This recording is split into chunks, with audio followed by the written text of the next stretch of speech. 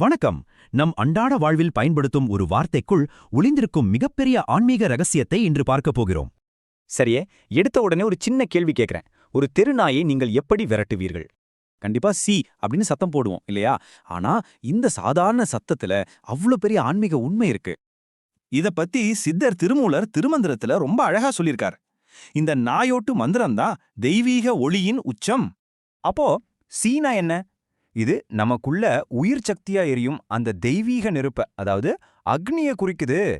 பஞ்சாட்சர மந்திரமான நம சிவ யாவ கவனிங்க. அதுல சி எப்படி கம்பீரமா மையத்துல இருக்கு பாத்தீங்களா? இது வெறும் சத்தம் இல்லங்க. பஞ்சபூதங்கள்ல அக்னிய குறிக்கிற ஓங்காரம் ஒலிக்கிற நம்ம ஆன்மாவோட நிரந்தரமான ஒளி இதுதான். திருமந்திரத்துல வர்ற 2684வது பாடல் உங்க ஆன்மீக பயணத்துக்கான ஒரு நேரடி வரைபடமாகவே இருக்குதுன்னு சொல்லலாம்.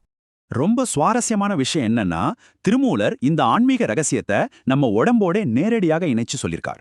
அதனால சூரியன், சந்திரன் மற்றும் அக்னி ஆகிய இந்த 3 ஒளிகளும் சந்திக்கும் இடத்தை விழிப்படைய செஞ்சா மரணமில்லா நிலையா அடையலாம்.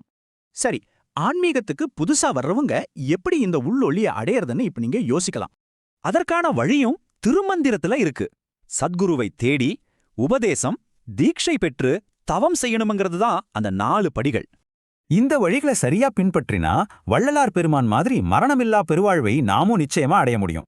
உங்க ஆன்மீக பயணத்தை உடனே தொடங்கணும்னு நினைச்சா தங்க ஜோதி ஞான சபை இந்த வழிகாட்டுதல்களை தெளிவா வழங்குறாங்க. உபதேசம் மற்றும் தீட்சை பெற இங்க இருக்கிற எண்கள்ல ஏதாவது ஒன்ன நீங்க தொடர்பு கொண்டு உங்களது முதல் படியை எடுத்து வைக்கலாம். இது